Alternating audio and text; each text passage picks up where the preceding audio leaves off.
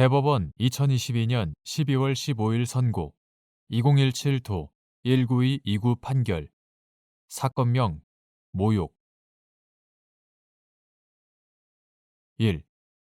모욕죄의 보호법익 외부적 명예 및 모욕의 의미 표현의 자유와 명예보호 사이의 한계를 설정할 때 고려할 사항 공적 관심사에 대한 표현의 자유 보장과 개인의 사적 법익 및 인격권 보호라는 두 법익이 충돌하였을 때 규제의 폭과 방법을 정하는 방법.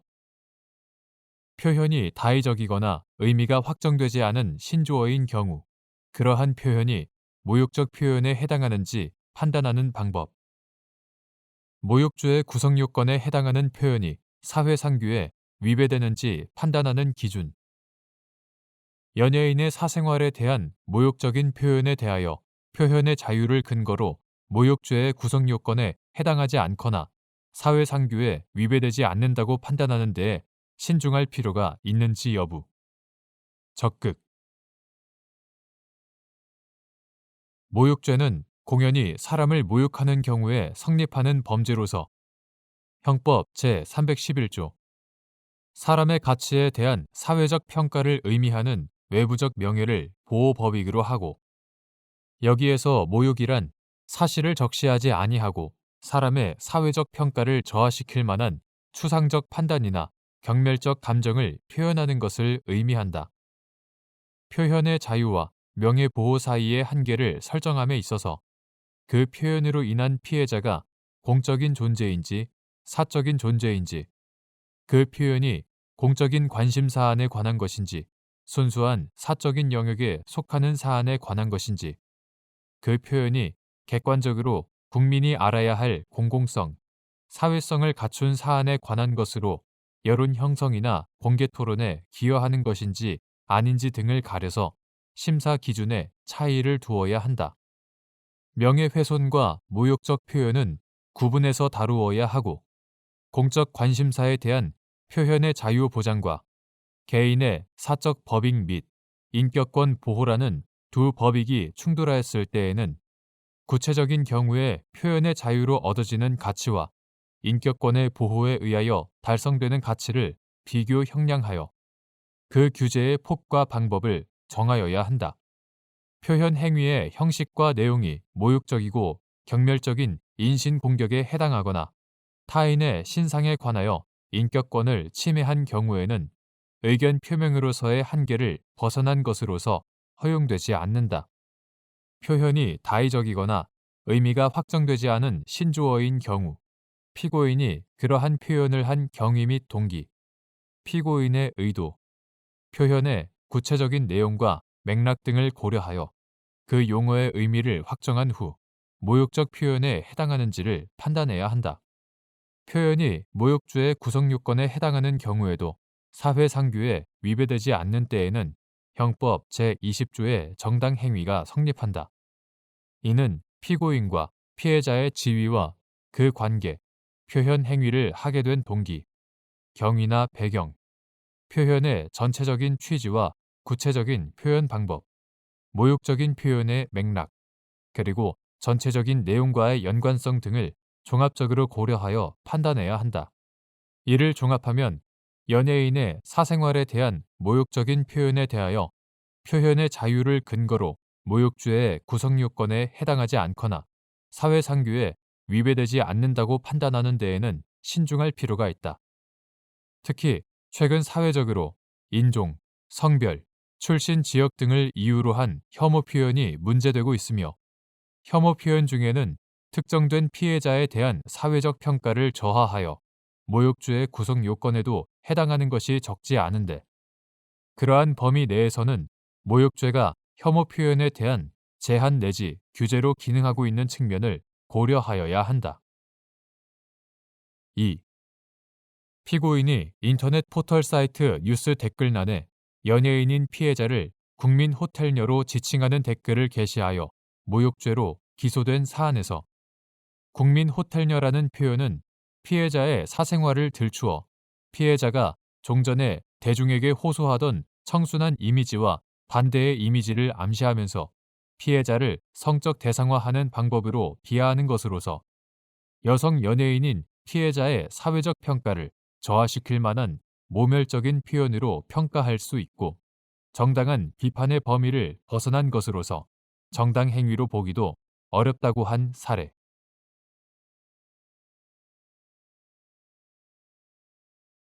대법원 2022년 12월 15일 선고 2022도 8824 판결. 사건명 특정 범죄, 가중처벌 등에 관한 법률 위반, 허위 세금 계산서 교부 등.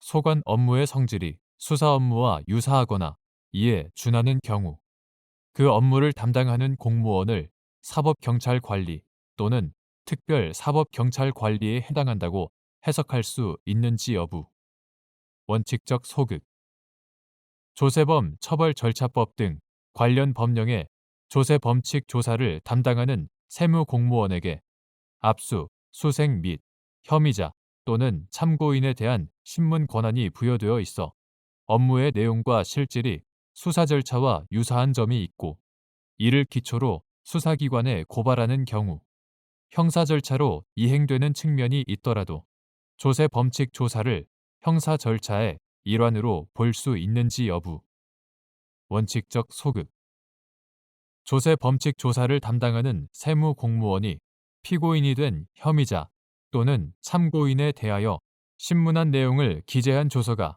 증거 능력이 인정되는 경우 이때 형사소송법 제313조에서 정한 특히 신빙할 수 있는 상태의 의미 및 이를 판단할 때 고려할 사항,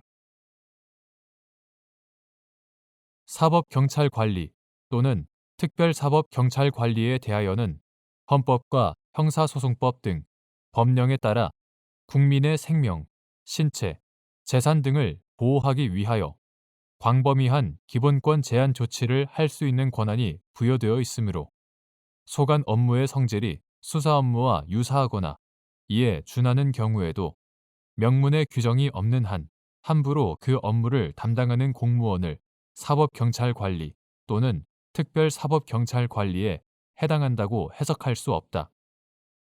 9. 형사소송법 2020년 2월 4일 법률 제16924호로 개정되기 전의 것 제197조는 세무 분야에 관하여 특별사법경찰관리의 직무를 행할 자와 그 직무의 범위를 법률로서 정한다고 규정하였고 이에 따라 구 사법경찰관리의 직무를 수행할 자와 그 직무 범위에 관한 법률 2021년 3월 16일 법률 제17929호로 개정되기 전의 것 이하 구 사법경찰 직무법이라 한다.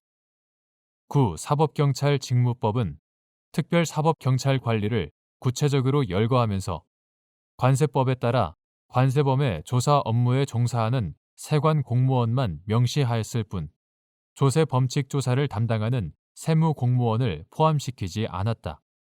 9. 사법경찰 직무법 제5조 제17호 뿐만 아니라 현행 법령상 조세 범칙 조사의 법적 성질은 기본적으로 행정 절차에 해당하므로 조세범 처벌절차법 등 관련 법령의 조세 범칙 조사를 담당하는 세무 공무원에게 압수, 수색 및 혐의자 또는 참고인에 대한 신문 권한이 부여되어 있어 그 업무의 내용과 실질이 수사 절차와 유사한 점이 있고 이를 기초로 수사기관에 고발하는 경우에는 형사 절차로 이행되는 측면이 있다 하여도 달리 특별한 사정이 없는 한 이를 형사 절차의 일환으로 볼 수는 없다. 그러므로 조세범칙 조사를 담당하는 세무 공무원이 피고인이 된 혐의자 또는 참고인에 대하여 신문한 내용을 기재한 조서는 검사, 사법경찰관 등 수사기관이 작성한 조서와 동일하게 볼 수 없으므로 형사소송법 제312조에 따라 증거 능력의 존부를 판단할 수는 없고 피고인 또는 피고인이 아닌 자가 작성한 진술서나 그 진술을 기재한 서류에 해당하므로 형사소송법 제313조에 따라 공판 준비 또는 공판 기일에서 작성자 진술자의 진술에 따라 성립의 진정함이 증명되고 나아가 그 진술이 특히 신빙할 수 있는 상태 아래에서 행하여진 때에 한하여 증거 능력이 인정된다.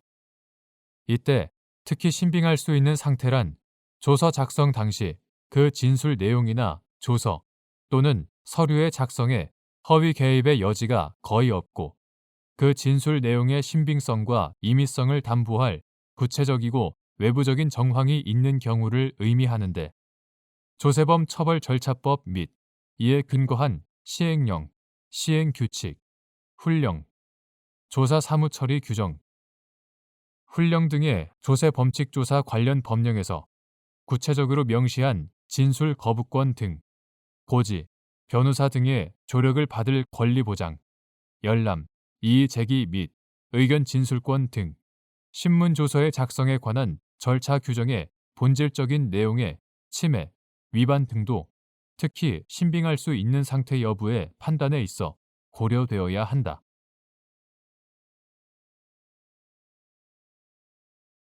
대법원 2022년 12월 15일 선고 2022도 9187 판결 사건명 협박 협박죄가 성립되려면 고지된 해악의 내용이 행위 전후의 여러 사정을 종합하여 볼 때 일반적으로 사람으로 하여금 공포심을 일으키기에 충분한 것이어야 하는지 여부. 적극. 민사적 법률 관계 하에서 이해관계가 상충되는 당사자 사이에 권리의 실현, 행사 과정에서 이루어진 상대방에 대한 불이익이나 해악의 고지가 협박죄의 협박에 해당하는지와 그것이 사회상규에 비추어 용인할 수 있는 정도를 넘어선 것인지를 판단할 때 고려할 사항.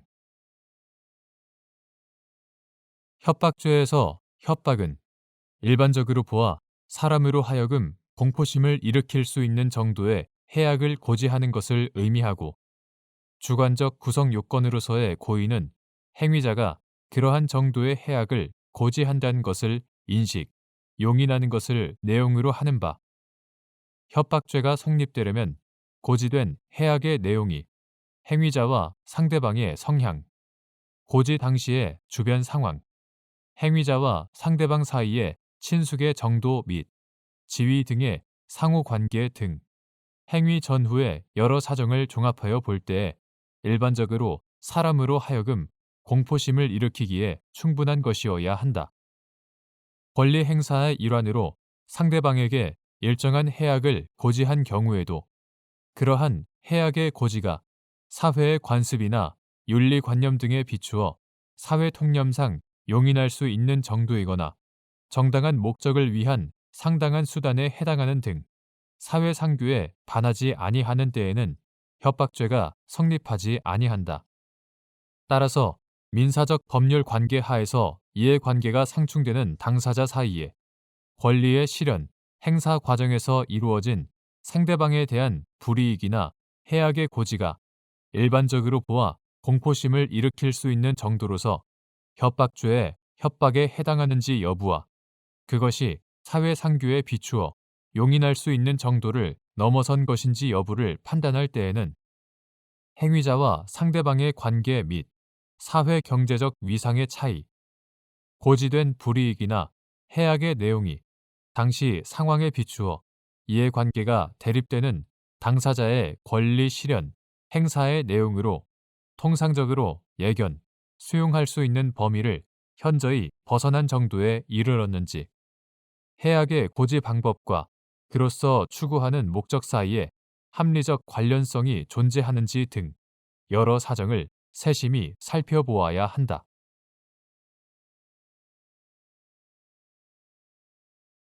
대법원 2022년 12월 15일 선고 2022도 10564 판결 사건명 성폭력 범죄의 처벌 등에 관한 특례법 위반 촬영물 등 이용 협박 등 법원이 당초 공소사실과 다른 공소사실을 심판 대상으로 삼아 유죄를 인정하기 위해서는 공소장 변경 절차를 거쳐야 하는지 여부 원칙적 적극. 공소장 변경 절차를 거치지 않고서도 직권으로 당초 공소사실과 다른 공소사실에 대하여 유죄를 인정할 수 있는 예외적인 경우임에도 공소장 변경 절차를 거친 다음 변경된 공소사실을 유죄로 인정하는 것이 위법한지 여부. 원칙적 소극.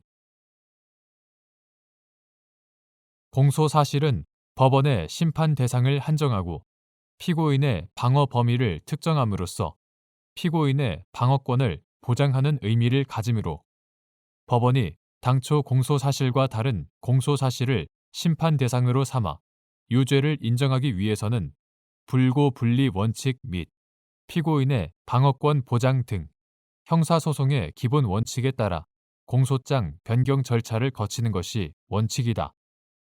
다만 공소사실의 기본적 요소에 실질적인 영향을 미치지 않은 단순한 일시, 장소, 수단 등에 관한 사항 또는 명백한 오기의 정정에 해당하는 등 피고인이 방어권을 실질적으로 행사함에 지장이 없는 경우에는 예외적으로 공소장 변경 절차를 거치지 않고서도 직권으로 당초 공소사실과 동일성이 인정되는 범위 내에 다른 공소사실에 대하여 유죄를 인정할 수 있다.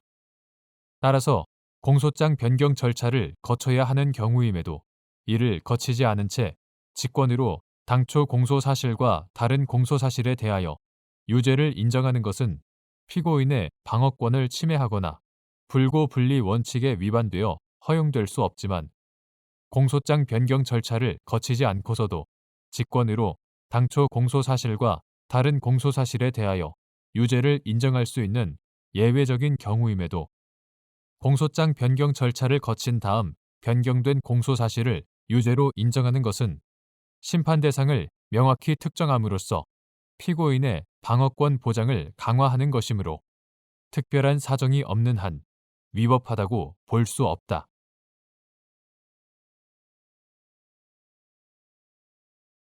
대법원 2022년 12월 16일 선고 2022도 10629 판결. 사건명 여신 전문 금융업법 위반. 1.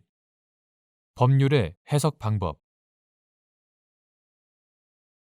법률을 해석할 때 입법 취지와 목적, 재개정 연혁, 법질서 전체와의 조화, 다른 법령과의 관계 등을 고려하는 체계적, 논리적 해석 방법을 사용할 수 있으나 문헌 자체가 비교적 명확한 개념으로 구성되어 있다면 원칙적으로 이러한 해석 방법은 활용할 필요가 없거나 제한되어야 한다. 2. 여신 전문 금융업법 제70조 제1항 제4호에서 정한 사용 및 기망하거나 공갈하여 취득한 신용카드나 직불카드의 의미. 여신 전문 금융업법 제70조 제1항 제4호에서는 강취, 횡령하거나 사람을 기망하거나 공갈하여 취득한 신용카드나 직불카드를 판매하거나 사용한 자를 처벌하도록 규정하고 있는데 여기에서 사용은 강취, 횡령, 기망 또는 공갈로 취득한 신용카드나 직불카드를 진정한 카드로서 본래의 용법에 따라 사용하는 경우를 말한다.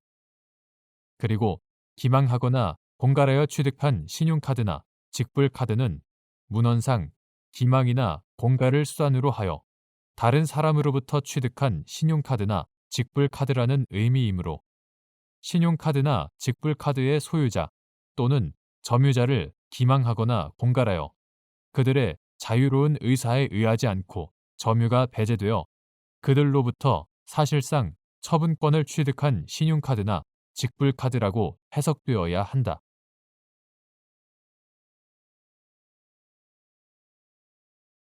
대법원 2022년 12월 20일자 2020모 627 결정. 사건명 형사보상 각하 결정에 대한 재항고. 1.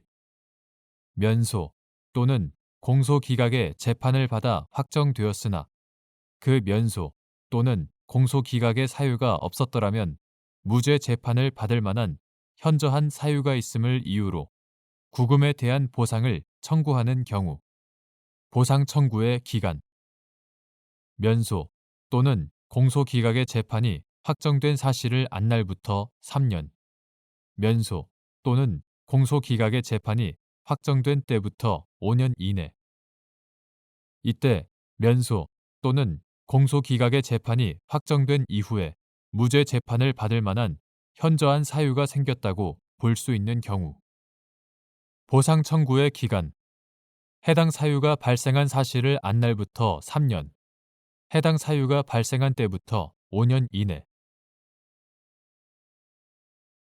형사보상 및 명예회복에 관한 법률 이하 형사보상법이라 한다.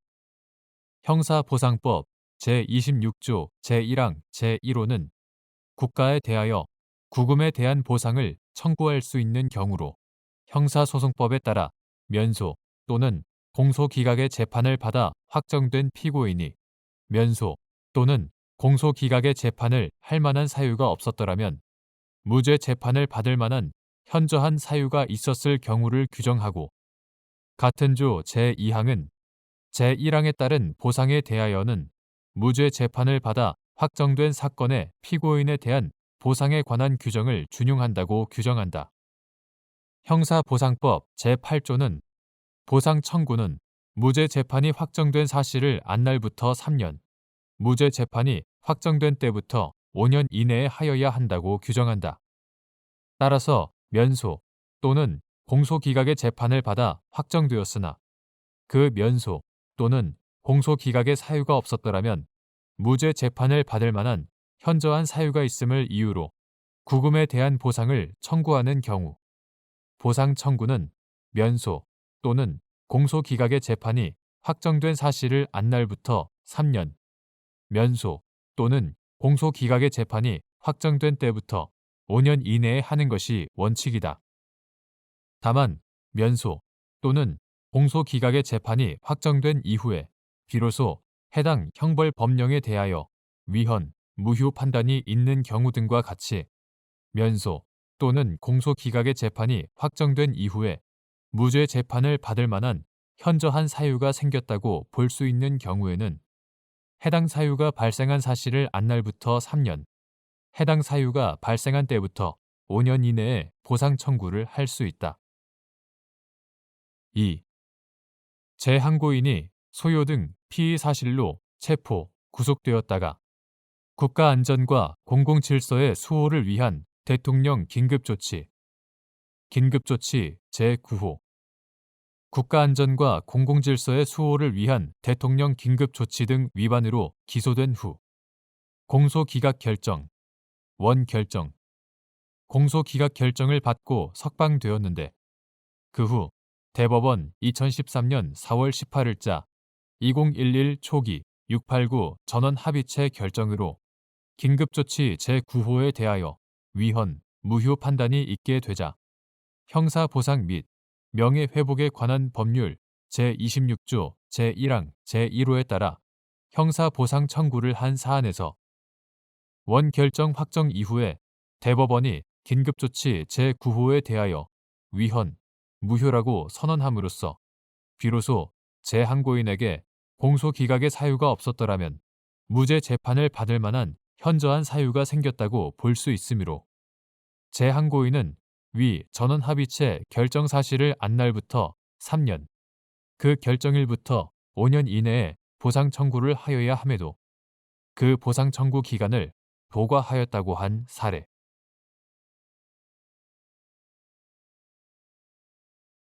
대법원 2022년 12월 22일 선고 2016도 21314 전원 합의체 판결 사건명 의료법 위반 1. 한의사가 진단용 의료기기를 사용하는 것이 한의사에 면허된 것 이외의 의료행위에 해당하는지 판단하는 기준 다수 의견 한의사가 의료공학 및 그 근간이 되는 과학기술의 발전에 따라 개발, 제작된 진단용 의료기기를 사용하는 것이 한의사에 면허된 것 이외의 의료행위에 해당하는지는 관련 법령에 한의사에 해당 의료기기 사용을 금지하는 규정이 있는지, 해당 진단용 의료기기의 특성과 그 사용에 필요한 기본적, 전문적 지식과 기술 수준에 비추어 한의사가 진단의 보조 수단으로 사용하게 되면 의료행위에 통상적으로 수반되는 수준을 넘어서는 보건위생상 위해가 생길 우려가 있는지, 전체 의료행위의 경위, 목적, 태양에 비추어 한의사가 그 진단용 의료기기를 사용하는 것이 한의학적 의료행위의 원리에 입각하여 이를 적용 내지 응용하는 행위와 무관한 것임이 명백한지 등을 종합적으로 고려하여 사회 통념에 따라 합리적으로 판단하여야 한다. 이는 대법원 2014년 2월 13일 선고 2010도 1035의 판결의 종전 판단 기준과 달리 한방 의료 행위의 의미가 수범자인 한의사의 입장에서 명확하고 엄격하게 해석되어야 한다는 죄형 법정주의 관점에서 진단용 의료기기가 한의학적 의료행위 원리와 관련 없음이 명백한 경우가 아닌 한 형사처벌 대상에서 제외됨을 의미한다. 대법관 안철상, 대법관 이동원의 반대 의견. 한의사의 현대적 진단기기 사용이 의료법상 허용되는 한방 의료 행위에 해당하는지는 그러한 진단 행위 자체의 학문적 기초가 되는 원리가 한의학인지 양의학인지, 진단은 치료를 위한 준비 단계라는 점에서 한의사가 학문적인 기초가 달라 제대로 훈련받지 않은 진단기기를 사용하여 양의학적 진단 행위를 함으로써 오진으로 적절한 치료를 제공하지 못하는 등 보건위생상 위해가 생길 우려가 있는지에 따라 결정되어야 한다. 2. 한의사가 초음파 진단기기를 한의학적 진단의 보조수단으로 사용하는 것이 한의사에 면허된 것 이외의 의료행위에 해당하는지 여부. 소극. 다수 의견. 한의사가 진단용 의료기기를 사용하는 것이 한의사에 면허된 것 이외의 의료행위에 해당하는지에 관한 새로운 판단 기준에 따르면 한의사가 초음파 진단기기를 사용하여 환자의 신체 내부를 촬영하여 화면에 나타난 모습을 보고 이를 한의학적 진단의 보조수단으로 사용하는 것은 한의사에 면허된 것 이외의 의료행위에 해당하지 않는다고 보는 것이 타당하다. 이유는 다음과 같다. 가. 한의사의 초음파 진단기기 사용을 금지하는 취지의 규정은 존재하지 않는다. 나. 초음파 진단기기가 발전해온 과학기술 문화의 역사적 맥락과 특성 및 그 사용에 필요한 기본적, 전문적 지식과 기술 수준을 감안하면 한의사가 한방 의료 행위를 하면서 진단의 보조 수단으로 이를 사용하는 것이 의료 행위에 통상적으로 수반되는 수준을 넘어서는 보건위생상 위해가 생길 우려가 있는 경우에 해당한다고 단정하기 어렵다. 다.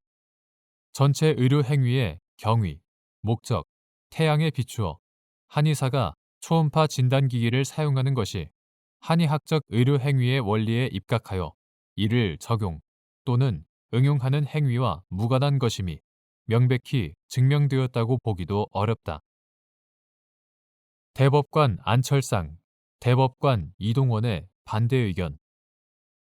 다수 의견은 한방 의료에도 현대 과학기술이 적용된 의료기기의 사용이 허용되어야 하고 나아가 그 사용을 장려할 필요도 있다는 점에서 수긍할 수 있는 부분이 있다.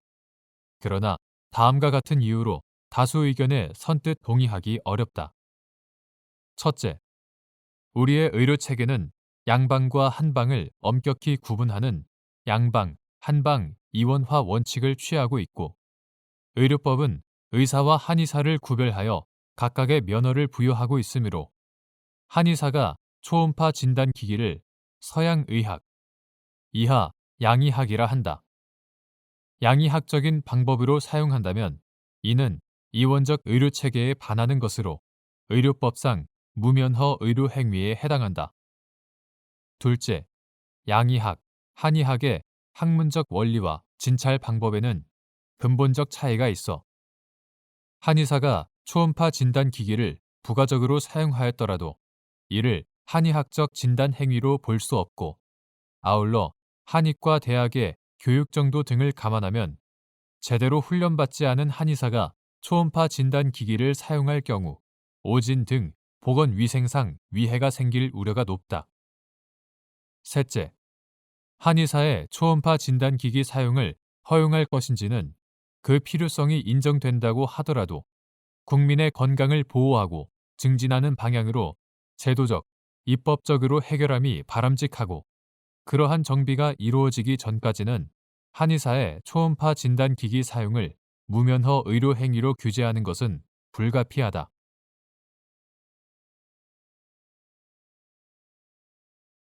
대법원 2022년 12월 22일 선고 2020도 8682 전원 합의체 판결. 사건명 배임. 배임죄의 주체인 타인의 사물을 처리하는 자의 의미. 금전 채권 채무 관계에서 채권자가 채무자의 급부 이행에 대한 신뢰를 바탕으로 금전을 대여하고 채무자의 성실한 급부 이행에 의해 채권의 만족이라는 이익을 얻게 된다 하더라도 채무자가 채권자에 대한 관계에서 타인의 사물을 처리하는 자에 해당하는지 여부. 소극. 이는 채무자가 금전 채무를 담보하기 위하여 자신 소유의 동산을 채권자에게 양도하기로 약정하거나 양도담보로 제공한 경우에도 마찬가지인지 여부. 적극. 위와 같은 법리는 권리 이전의 등기, 등록을 요하는 동산에 관한 양도담보 설정 계약에도 마찬가지로 적용되는지 여부. 적극. 자동차 등에 관하여 양도담보 설정 계약을 체결한 채무자가 채권자에게 양도담보 설정 계약에 따른 의무를 다하지 아니하고 이를 타에 처분한 경우 배임죄가 성립하는지 여부. 소극. 배임죄는 타인의 사물을 처리하는 자가 임무에 위배하는 행위로서 재산상의 이익을 취득하거나 제3자로 하여금 이를 취득하게 하여 사무의 주체인 타인에게 손해를 가할 때 성립하는 것이므로 범죄의 주체는 타인의 사물을 처리하는 지위에 있어야 한다.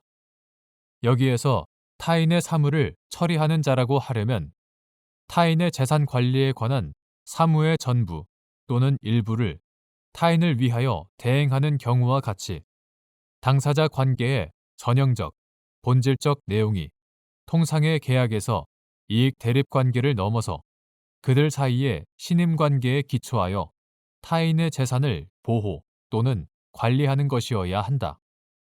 이익 대립 관계에 있는 통상의 계약 관계에서 채무자의 성실한 급부 이행에 의해 상대방이 계약상 권리의 만족 내지 채권의 실현이라는 이익을 얻게 되는 관계라거나 계약의 이행 과정에서 상대방을 보호하거나 배려할 부수적인 의무가 있다는 것만으로는 채무자를 타인의 사물을 처리하는 자라고 할 수 없고, 위임 등과 같이 계약의 전형적, 본질적인 급부의 내용이 상대방의 재산상 사물을 일정한 권한을 가지고 맡아 처리하는 경우여야 한다.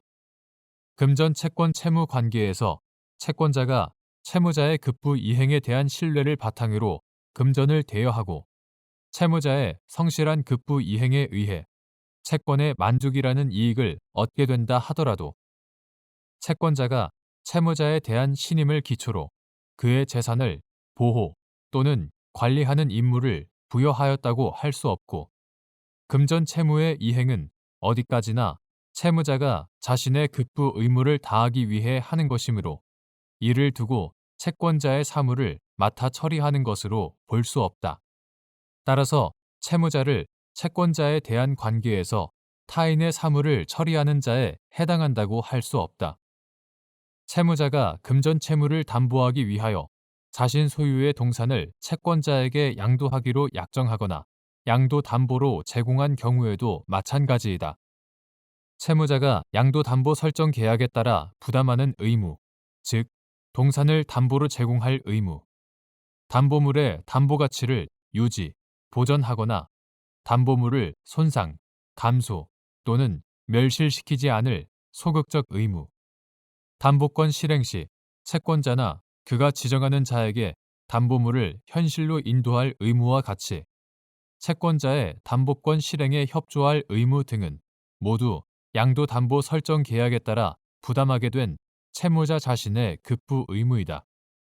또한 양도담보 설정 계약은 피담보 채권의 발생을 위한 계약의 종된 계약으로 피담보 채무가 소멸하면 양도담보 설정 계약상의 권리 의무도 소멸하게 된다.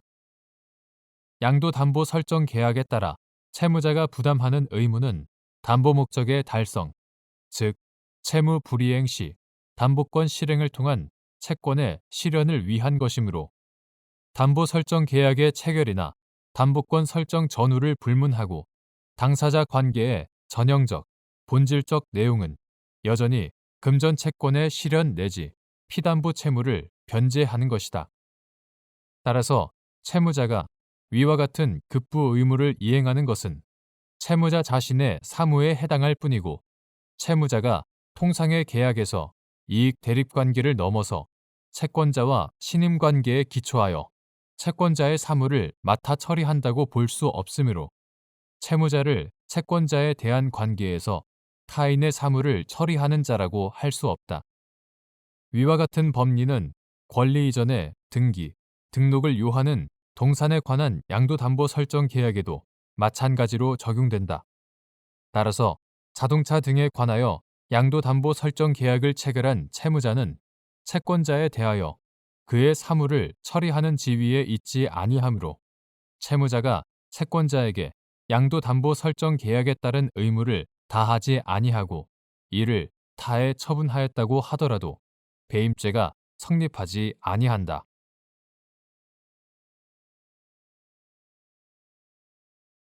대법원 2022년 12월 22일 선고 2020도 16420 전원합의체 판결 사건명 사기 등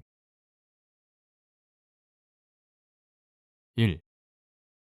범죄의 성립과 처벌에 관하여 규정한 형벌법규 자체 또는 그로부터 수권 내지 위임을 받은 법령의 변경에 따라 범죄를 구성하지 아니하게 되거나 형이 가벼워진 경우 종전 법령이 범죄로 정하여 처벌한 것이 부당하였다거나 과형이 과중하였다는 반성적 고려에 따라 변경된 것인지를 따지지 않고 원칙적으로 형법 제1조 제2항과 형사소송법 제326조 제4호가 적용되는지 여부.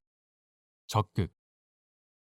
이러한 법리는 형벌법규가 고시 등 행정규칙, 행정명령, 조례 등의 구성요건의 일부를 수권 내지 위임한 경우에도 그 고시 등 규정이 위임 입법의 한계를 벗어나지 않는 한 마찬가지인지 여부.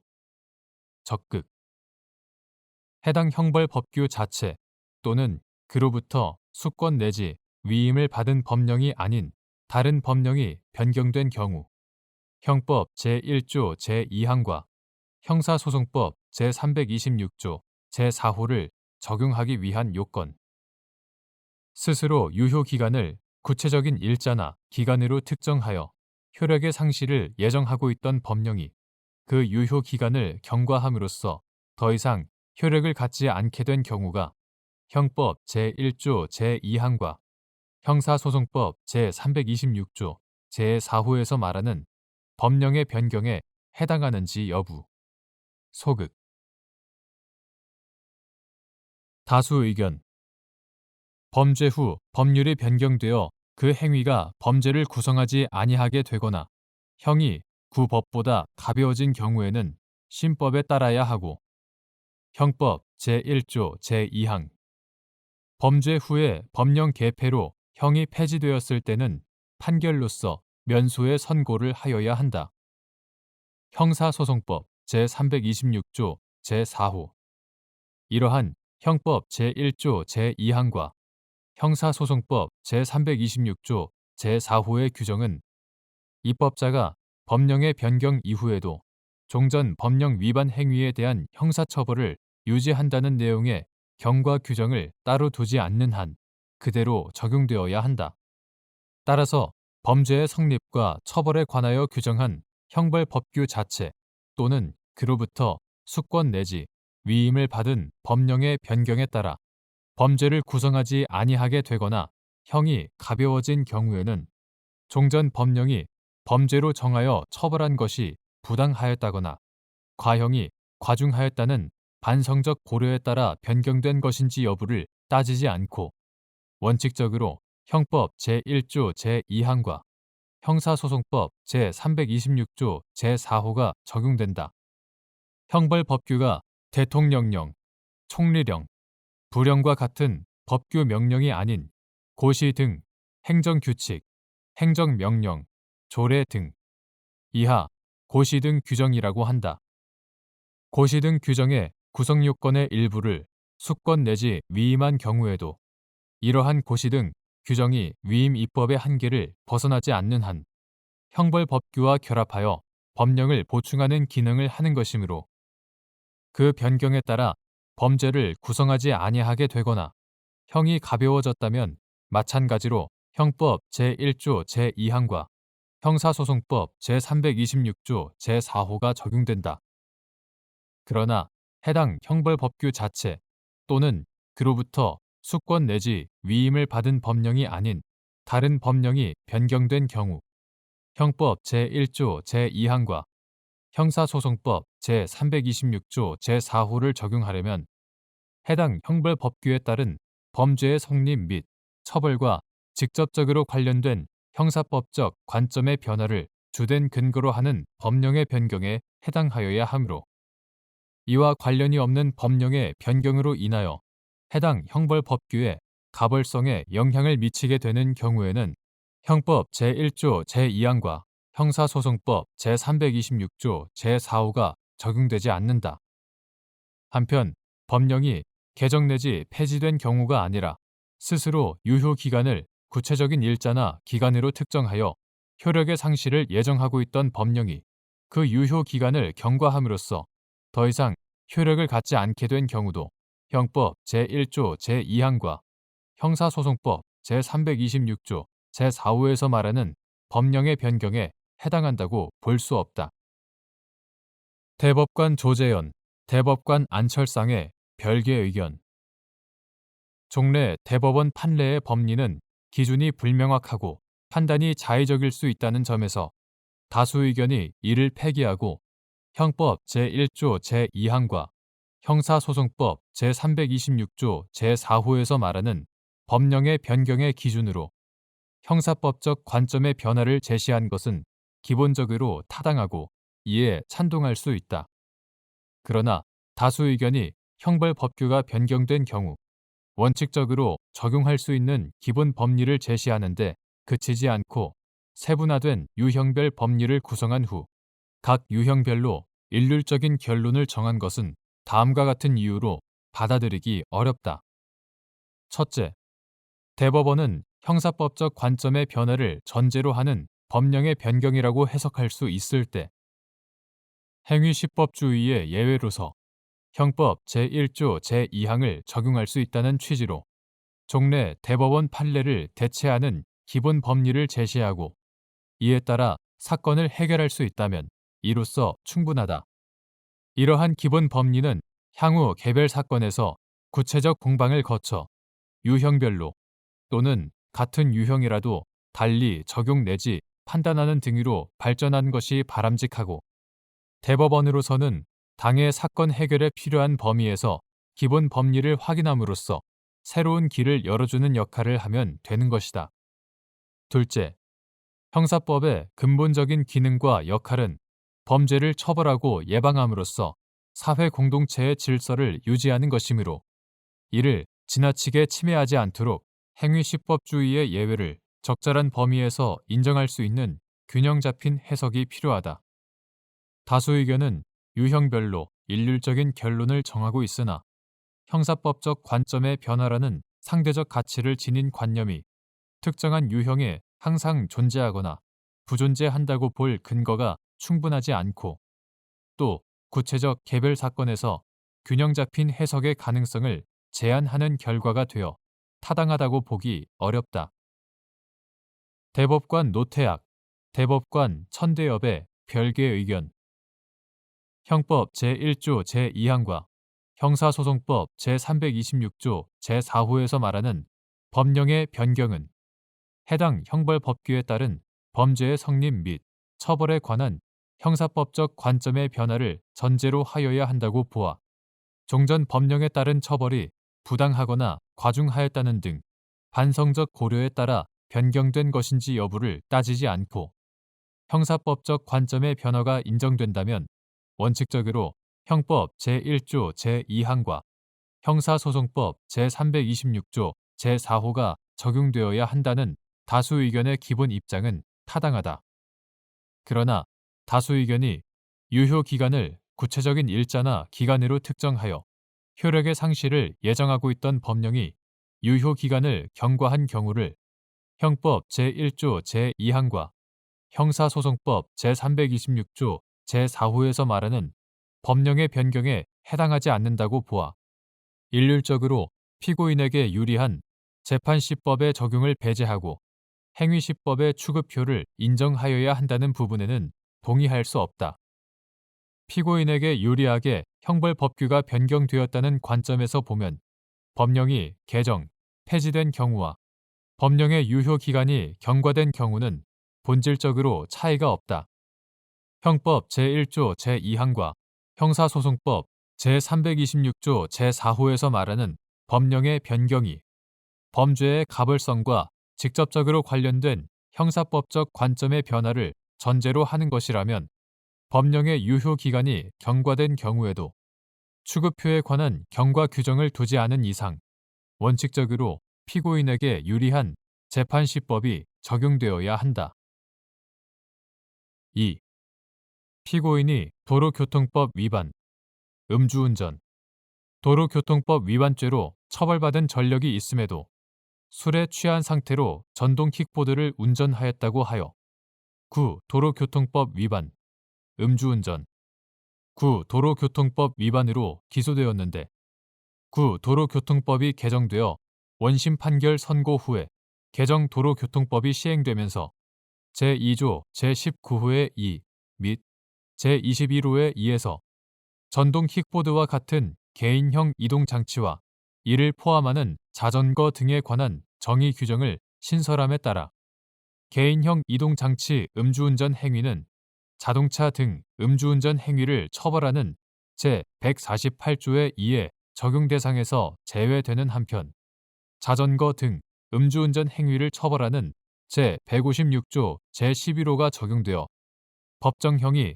종전보다 가볍도록 법률이 변경되고 별도의 경과 규정은 두지 않은 사안에서 이러한 법률 개정은 구성 요건을 규정한 형벌법규 자체의 개정에 따라 형이 가벼워진 경우에 해당함이 명백하므로 종전 법령이 반성적 고려에 따라 변경된 것인지를 따지지 않고 형법 제1조 제2항에 따라 신법인 도로교통법 제156조 제11호, 제44조 제1항으로 처벌할 수 있을 뿐이라는 이유로 행위시법인 구 도로교통법 제148조의 2 제1항, 도로교통법 제44조 제1항을 적용하여 공소사실을 유죄로 인정한 원심 판결은 더 이상 유지될 수 없다고 한 사례.